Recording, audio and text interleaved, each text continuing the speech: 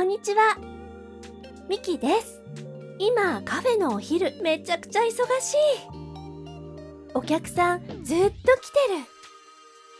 さっきからずっと動いてるよ。でも変なんだけど、忙しいと頭がはっきりする気がする。多分考える時間がないからありがとうございます。少々お待ちください。今日何回言ったかな？もう数えてない。こういう日に限ってお昼ちゃんと食べられるかなって心配になる。食べる、絶対食べる。今日のまかないチョコレートケーキがあるって聞いた。それだけであと少し頑張れる気がする。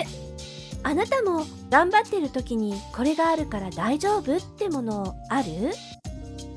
私は大体食べ物じゃあもうちょっとだけ頑張ってきます。